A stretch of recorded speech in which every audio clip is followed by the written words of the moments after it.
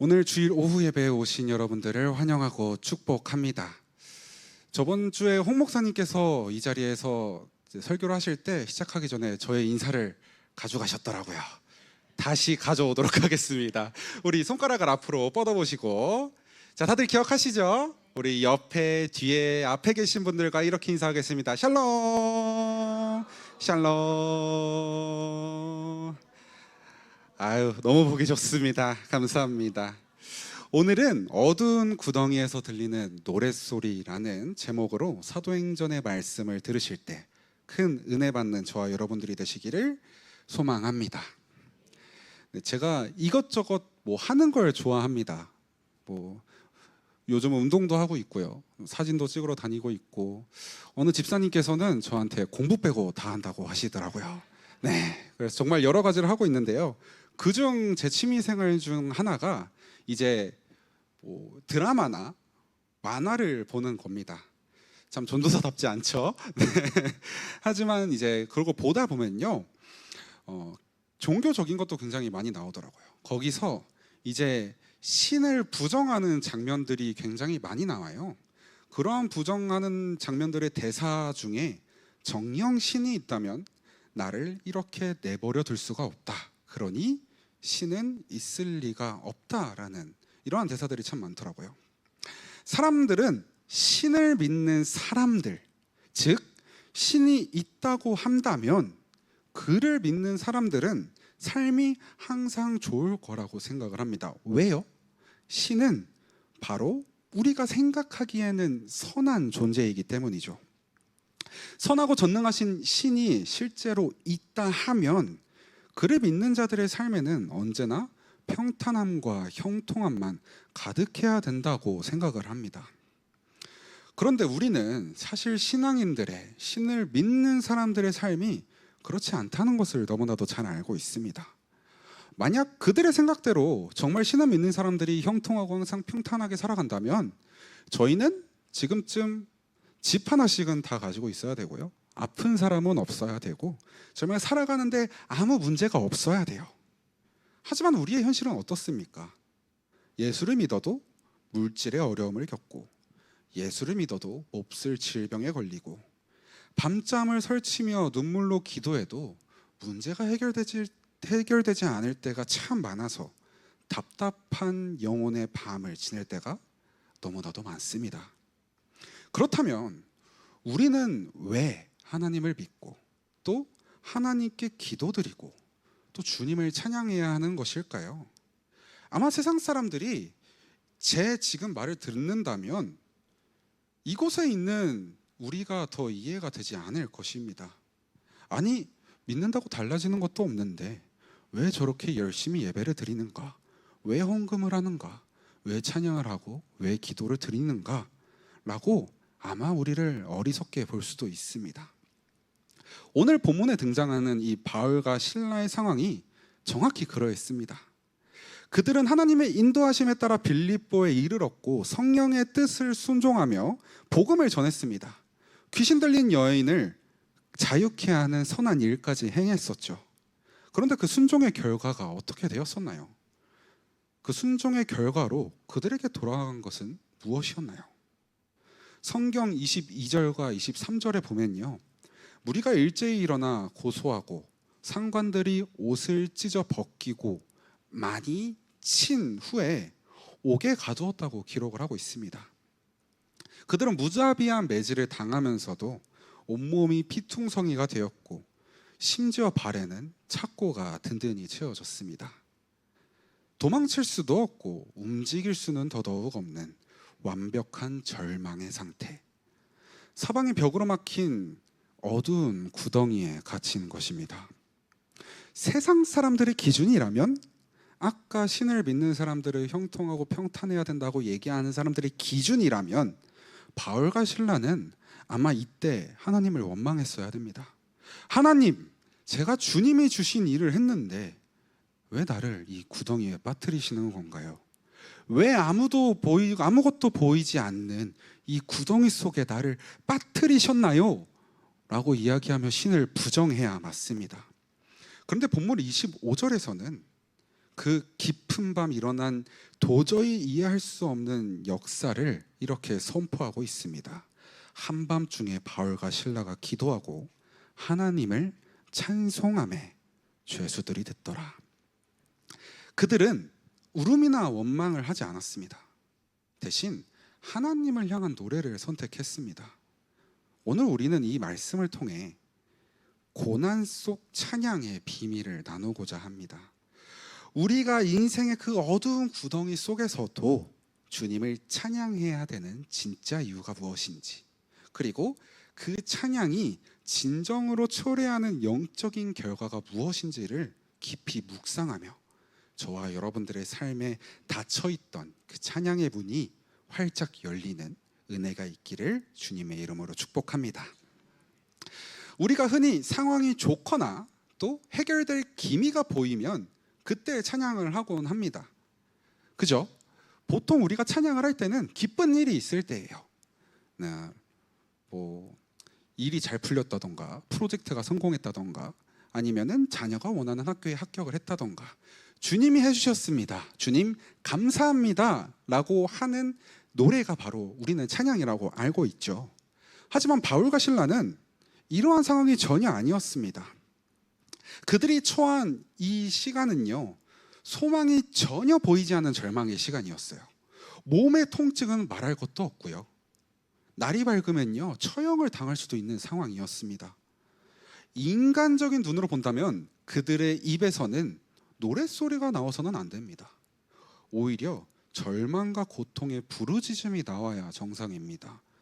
우리가 정말 신실한 신앙인이라고 해도 보통 이러한 상황에서는 찬양이 잘 나오지 않아요.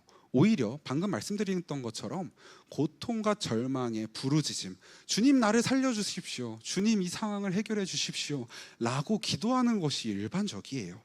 그럼에도 불구하고 그들이 입술을 열어 하나님을 찬양할 수 있는 이유는 무엇이었을까요?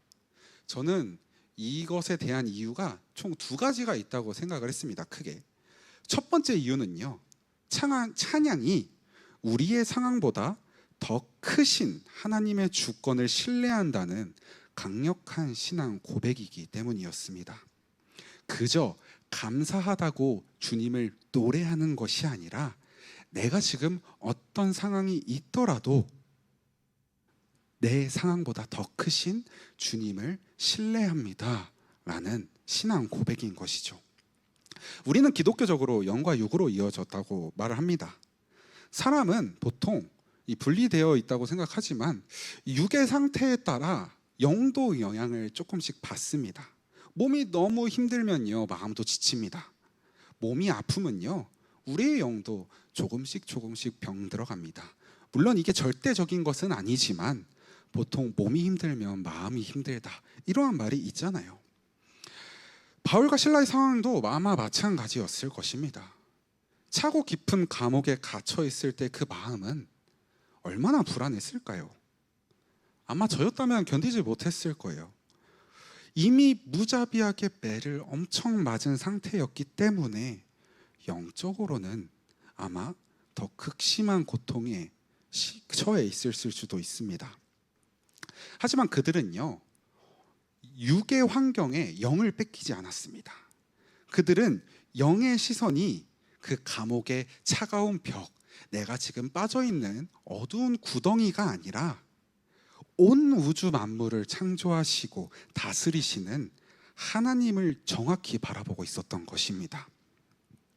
비록 지금 당하는 고난이 너무나도 아프고 그들도 이해되지 않았을 거예요. 주님의 말씀대로 가고 주님의 말씀대로 복음을 선포하고 주님의 말씀대로 치유했는데 왜 도대체 내가 이러한 상황에 처해 있어야 되나? 라고 아마 그들도 의문이었을 것입니다. 그들은 그 의문에 부르짖음으로 결과를 만들지 않습니다. 그 비참한 상황에서도 주님의 선하신 계획과 주권 아래에 있음을 고백했던 것이죠. 그리고 그 인정의 결단이 바로 찬양이었습니다. 여러분, 기뻐서 찬양하는 거, 내 상황이 잘 풀려서 찬양하는 거, 기독교인들만 할까요? 아니요. 그거는요, 세상에 있는 사람들도 다 할 수 있습니다. 저희 아버지 살아계실 때 저희 아버지는 오히려 저랑 역사적으로 예수에 대해서 싸웠던 분이세요. 저희 아버지는 똑똑하셨어가지고 저한테 예수는 정치가다 이런 식으로 말씀하시면서 되게 공부를 많이 하신 분이었어요. 그분, 저희 아버지도 기쁜 일 있으면 아 할렐루야 이러셨었어요. 저희가 기쁜 상황에서 찬양하는 건 누구나 할 수 있습니다. 물론 제가 신앙인이라면 그렇게 하지 않아서는 잘못된 것입니다 라고 이야기하는 것이 아닙니다. 하지만 우리의 신앙이 더 깊어진다면, 그리고 찬양의 뜻을 더 안다면, 이 찬양의 뜻이 그저 기쁠 때 주님을 찬양하는 것에서 끝나면 안 된다고 말씀드리는 것입니다. 찬양의 진짜 뜻은요, 나의 어떠한 상황보다, 지금 내가 속해 있는 상황보다, 이 세상보다 더 크신 주님을 노래한다는 것을 뜻합니다. 또 우리의 고난 속에서도 찬양하는 또 다른 이유는요, 바로 찬양이 우리의 시선을 문제로부터 하나님께로 옮겨놓기 때문입니다. 제가 저저번 설교에서도 아마 이렇게 얘기했습니다. 사람은요, 보통 문제가 생기면 끊임없이 그 문제를 생각합니다. 내가 만약에 시험에서 떨어졌습니다. 그러면 그 시험에 떨어진 것을 끊임없이 생각을 해요. 아니면 제가 다른 교통사고로 당하거나 하면요, 끊임없이 내가 일어났던 일을 생각합니다. 근데 그 생각이 계속되면요, 생각으로 끝나는 것이 아니라 그 문제를 묵상하게 됩니다. 우리는 하나님의 말씀을 묵상해야 될 사람들인데 더 이상 하나님의 말씀은 떠오르지 않아요. 성경을 펼쳐놔도요, 더 이상 성경 속의 글자들이 묵상되지 않습니다. 그 문제만 끝없이 묵상하다 보면 결국 부정적인 생각과 두려움이 우리를 집어삼키게 됩니다. 그리고요, 나를 더 이상 통제할 수 없게 됩니다. 사실 그 문제를 밤새도록 생각한다고 그 문제가 해결되지는 않습니다. 이미 일어난 일이에요. 하지만 인간은 어쩔 수 없이 그 문제에 대해서 끊임없이 묵상하게 되더라고요. 우리는 이 사실을 사실 잘 알고 있어요. 여러분들도 어떠한 일을 당했을 때 이 문제가 더 이상 이미 일어난 일이지 해결되지 않는다는 것은 너무나도 잘 알고 있는 사실입니다. 하지만 막상 그런 일이 우리에게 닥쳐온다면 불안감과 두려움에 묻혀서 우리 몸을, 우리의 영을 스스로 그 구덩이 속에, 어둡고 깊은 그 구덩이 속에 던지게 되더라고요. 그리고 자신의 힘으로는 도저히 빠져나올 수 없는 상황이 됩니다. 이때 그리스도인으로서 취할 수 있는 가장 알맞고 강력한 방법은요, 문제를 바라보고 있는 우리의 시선을, 영적 시선을 그 문제보다 더 크신 하나님께로 옮기는 것입니다. 그 방법이, 그리고 바울과 실라의 방법인 찬양이었던 것이죠. 우리가 낙심의 자리에서 의지적으로 입술을 열어 하나님을 찬양하기 시작할 때 비로소 우리의 영적인 눈은 떠지기 시작할 것입니다. 나를 묶고 있는 고난의 사슬보다, 나를 가두고 있는 감옥의 벽보다 나를 위해 십자가를 지신 예수 그리스도의 사랑이 훨씬 더 크다는 그 사실을 깨닫게 하시는 분, 그분이 바로 성령 하나님이신 겁니다. 그러므로 고난 속에서 드리는 찬양은요, 상황이 바뀌었기 때문에 드리는 조건부 노래가 아닙니다. 내 상황이 좋아졌기 때문에 드리는 조건부 노래는 더더욱 아닌 거죠. 우리가 아무리 깊은 구덩이에 빠져 있을 때라도 변함없으신 하나님 단 한 분만을 바라보겠다고 선포하는 것, 그것이 바로 진짜 찬양인 것입니다. 이 믿음의 찬양이 저와 여러분들의 삶에서 다시 시작되기를 바랍니다. 이 고난의 밤이 깊어질수록 우리의 찬양 소리는 낙심의 소리에 묻혀있는 것이 아니라 더욱 맑고 웅장하게 주님의 보좌를 향해 울려 퍼질 줄을 믿습니다. 자, 그렇다면 이 찬양의 진짜 뜻을 알아봤으니까 이제 이 찬양이 어떤 효과를 일으켜 오는지도 우리가 이 바울과 실라를 통해서 알아볼 수 있습니다. 바울과 실라가 그 영혼의 한밤중에서 낙심하여 주저앉아 눈물을 흘리는 대신 하나님을 향해 손을 들고 찬양하기 시작했을 때 그 어두운 빌립보 감옥 안에는 세상이 도저히 흉내낼 수 없는 놀라운 영적 역사가 일어나기 시작합니다. 오늘 본문은 고난 속에서 드리는 찬양이 우리 삶과 주변에 어떤 엄청난 결과를 초래하는지 이 두 가지를 분명하게 선포하고 있습니다. 첫 번째는요, 우리를 묶고 있던 모든 매임이 벗겨지는 역사가 일어납니다. 오늘 본문 26절 제가 드리진 않았는데 혹시 본문 26절 같이 한번 읽어볼 수 있을까요? 네, 본문 26절 감사합니다. 함께 읽어보겠습니다. 이에 갑자기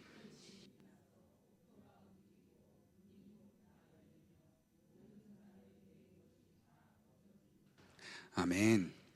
바울과 실라의 찬양이 이 차가운 감옥 공기를 뚫고 하늘 보좌에 상달되는 순간 하나님은 가만히 계시지 않으셨습니다. 초자연적인 영적 지진을 일으켰습니다. 감옥의 그 견고한 터가 밑바닥부터 흔들리기 시작했던 것입니다. 그리고 굳게 닫혀있던, 다시는 열리지 않을 것 같았던 그 차갑고 두꺼운 감옥의 문들이 단번에 활짝 열렸습니다. 무엇보다 놀라운 것은 감옥의 문만 열린 것이 아니라 그들의 발에 피가 통하지 않도록 꽉 묶여있던 착고와 온몸에 결박하고 있던 쇠사슬이 단번에 풀렸다는 사실입니다. 성도 여러분, 이것은 단순히 물리적인 사슬이 풀린 사건만을 말하는 것이 아닙니다. 우리가 사방이 막힌 어두운 환경 속에서도 입술을 열어 주님을 찬양할 때 우리를 꽁꽁 묶고 있던 우리 눈에 보이지 않는 절망의 사슬들, 염려와 두려움의 사슬들, 인간적인 원망과 분노라는 영적인 결박이 예수 그리스도의 이름으로 힘을 잃고 끊어짐을 상징하는 것입니다. 마귀는 우리를 고난이라는 감옥에 가두고 이렇게 이야기합니다. 넌 이제 끝났어. 넌 내일 아침이 되면 넌 죽을 거야. 넌 더 이상 희망이 없어. 넌 이제 이 차갑고 어둡고 깊은 구덩이 속에 평생 갇혀 있어야 돼 라고 우리에게 이야기합니다. 하지만 우리가 어둠 속에서 찬양을 선포하는 순간 그 모든 결박은 흔적도 없이 벗겨질 줄을 믿습니다. 찬양은 보이지 않는 영적 가문의 문을 여는 아주 강력한 무기입니다. 둘째로 주변에 갇힌 자들에게 하나님의 살아계심을 증거하는 통로가 됩니다. 오늘 본문 25절을 보면요, 바울과 실라가 한밤중에 기도하고 하나님을 찬송할 때 성경은 아주 의미심장한 한 구절을 덧붙이고 있습니다. 바로 죄수들이 듣더라 라는 말씀입니다.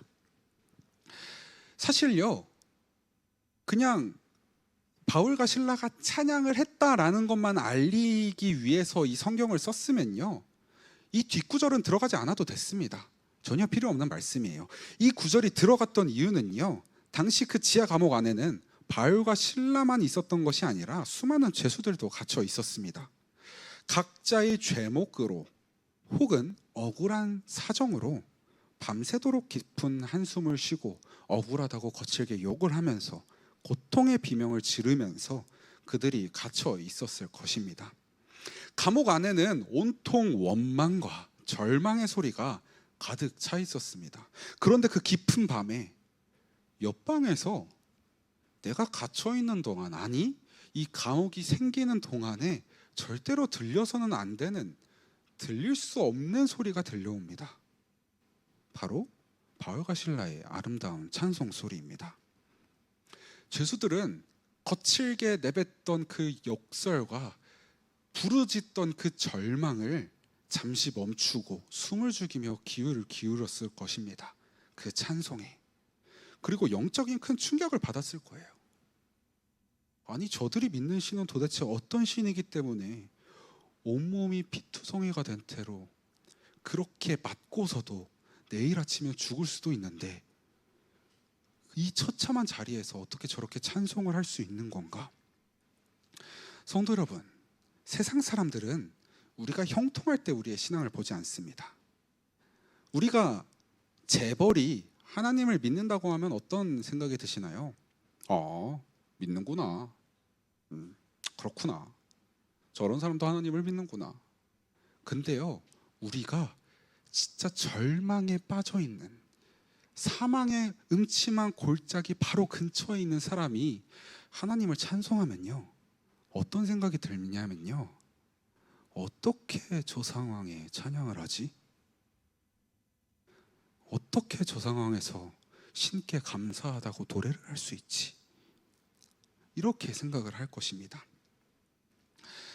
우리가 그들과 똑같은 고난을 당할 때, 똑같이 슬픈 일을 겪고 인생의 깊은 구덩이에 빠져 있을 때, 과연 우리가 어떻게 반응하는지를 세상은 우리를 관찰하며 지켜봅니다. 세상 사람들은 절망의 자리에서 원망하고 무너지지만, 예수를 믿는 우리는 그 어두운 구덩이 속에서도 초연하게 하나님을 찬양할 때, 그리고 그들이 이러한 우리의 모습을 볼 때 그들의 심령은 흔들리기 시작할 것입니다. 죄수들은 듣더라, 이 말씀처럼 여러분들의 고난 한복판에서 부르는 그 믿음의 찬양이 그 자체로 소리 없는 설교가 될 것이고요, 낙심한 주변 사람들의 마음을 흔드는 가장 강력한 전도가 될 것임을 기억하시길 바랍니다. 그런데요, 우리가 여기서 아주 솔직하고도 본질적인 질문을 던지지 않을 수가 없습니다. 정말 우리가 고난 속에서 눈물로 찬양을 한다면 바울과 실라처럼 항상 옥문이 열리고 문제가 즉시 해결이 될까요? 솔직히 말씀드리면요, 저는 여기서 많이 산 편이 아니지만 제 인생의 결과로 말씀드린다면 실제의 삶은 그런 극적인 결과가 나오지 않을 때가 더 많습니다. 아마 저보다 여러분들이 더 잘 아실 것이라고 생각을 합니다. 전도사인 저 역시도 이 교회에 다니시는 분의 삶의 자리를 바라볼 때마다 정말 가슴 아픈 현실을 마주하곤 합니다. 저도 세상 사람들처럼 하나님의 살아계심을 가끔 의심할 때가 있었습니다. 부도의 위기 속에서도 밤새 눈물로 예배를 드렸는데 월요일 아침에 통장 잔고는 그대로일 때 하나님을 항상 찬양하고 하나님께 예배드리고, 그럼에도 불구하고 암세포가 나의 전신에 퍼졌다는 소식을 들었을 때, 사방이 꽉 막힌 구덩이는 좀처럼 넓어질 생각을 하지 않고요, 오히려 그 구덩이가 점점 더 깊어집니다. 한 일이 끝나지도 않았는데 다른 일이 터지고 그 전에 있었던 일은 더 커지곤 합니다. 세상 사람들은 이런 우리를 보며 조롱하듯 말합니다. 그렇게 찬양하고 예배하면서 달라지는 건 하나도 없냐? 신이 있다면 도대체 왜 너를 그냥 그대로 두는 것이냐? 라며 조롱 섞인 말을 던지기도 할 것입니다. 그렇다면 성경은 우리에게 거짓말을 하는 것일까요? 우리가 고난 속에서 드리는 찬양은 아무 능력이 없는 것일까요? 우리는 오늘 이 말씀을 통해 찬양이 초래하는 결과에 대한 영적인 정의를 새로이 내리어야 합니다. 사도 바울의 인생 말년을 한번 생각해 봅시다. 로마 감옥에서 또다시 갇히게 되었을 때 성경과 역사를 보면 그 로마 감옥에서는 지진이 일어나지 않습니다. 두껍고 차갔던 옥문은 끝내 열리지 않았고 바울은 그곳에서 생을 마감하게 됩니다. 그렇다면 로마 감옥에서 하나님을 찬양했던 바울의 신앙은 실패한 것입니까? 빌립보에서의 기적으로 옥문이 열리게 한 하나님은 살아계신 하나님이고, 로마에서 침묵하신 하나님은 무능한 하나님일까요? 아닙니다. 빌립보의 하나님이나 로마의 하나님이나 여전히 동일하신, 전능하신 나의 하나님이십니다. 하나님께서 고난 속에서 찬양을 통해 우리에게 주시는 가장 위대하고 확실한 결과는요, 외적인 환경의 변화가 절대 아닙니다. 내 존재와 내면의 변화라는 사실을 믿으시기 바랍니다. 진짜 기적은 감옥문이 열리는 것이 아닙니다. 감옥문은 여전히 굳게 닫혀 있고 창고는 그대로 채워져 있는데, 내 영혼이 진짜 무시무시한 환경에도 내 영이 조금이라도 짓눌리지 않는 것, 그것이 진짜 위대한 기적입니다. 세상 사람들은 환경이 조금만 무너지더라도 절망하며 그 끝내 스스로 생을 마감하는 사람들도 있지만, 그리스도인들은 사방이 꽉 막힌 감옥에서도 하늘 문이 열리고 또 평안의 노래를 합니다. 감옥이라는 환경이 바울과 신라를 지배하는 것이 아니라 그들 안에 계신 예수 그리스도의 능력을 통해 감옥을 완전히 삼켜버린 것이지요. 하나님은 우리의 삶을 그렇게 크게 변화시키지 않으실 수도 있습니다. 우리의 상황을 즉시 바꾸어 주시지 않으실 때도 많지만, 더 많은 경우 외적인 옥문을 그대로 두신 채 그 감옥을 이겨내더라도 남을 영적 뚝심과 하늘의 평안을 우리 마음에 가장 먼저 부어주실 것입니다.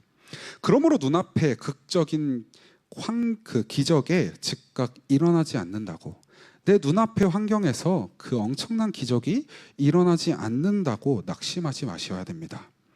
환경은 여전히 어두운 구덩이 한복판인데, 내 입술은 원망을 멈추고 감사가 터져나오고 있다면, 그것이야말로 하나님이 우리의 찬양을 기쁘게 받으시고 내 안에서 가장 위대한 기적을 일으키고 계신다는 가장 확실한 증거입니다. 말씀을 정리하겠습니다. 사랑하는 성도 여러분, 사랑하는 관악중앙교회 성도 여러분, 지금 여러분들이 서 계신 자리는 어떠하십니까? 예수를 잘 믿고 번듯하게 살고 싶은데 뜻하지 않게 빌립보의 감옥 깊은 구덩이 속에 던져져서 낙심하고 계시지는 않으신가요?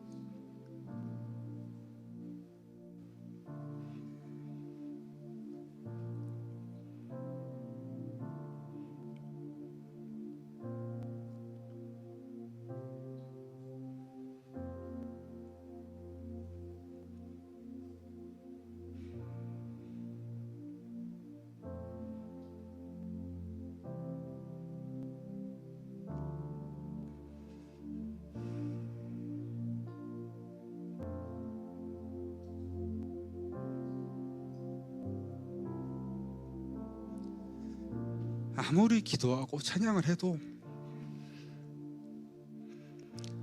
상황은 눈 하나 깜빡하지 않고 굳게 닫혀있는 영적인 한밤중을 통과하고 계시진 않으십니까? 마귀는 계속 우리에게 속삭일 것입니다. 하나님이 살아계시다면 어떻게 너한테 그렇게 할 수 있겠냐? 하나님이 정말 너를 사랑하신다면 지금 너에게 일어나고 있는 일들이 말이 되느냐? 너가 찬양한다고 해서 아무것도 달라지지 않을 거야. 그러나 오늘 성경이 우리에게 보여주는 길은 전혀 다릅니다. 옥문이 열리든 열려있지 않든 하나님은 여전히 선하시며 우리의 찬양을 받기에 합당하신 분입니다. 찬양은 상황이 좋아졌을 때 부르는 노래가 아닙니다. 여전히 나의 상황이 나쁘고 옥문이 닫혀 있을지라도 신실하신 하나님을 신뢰함으로 그 어두운 구덩이 속에서 가장 크게 터뜨리는 믿음의 선포입니다. 바라옵기는 오늘 예배의 자리에 나서는 우리 모두의 삶의 현장에서 세상의 기준에 그 조건부 감사는 내려놓기를 소망합니다.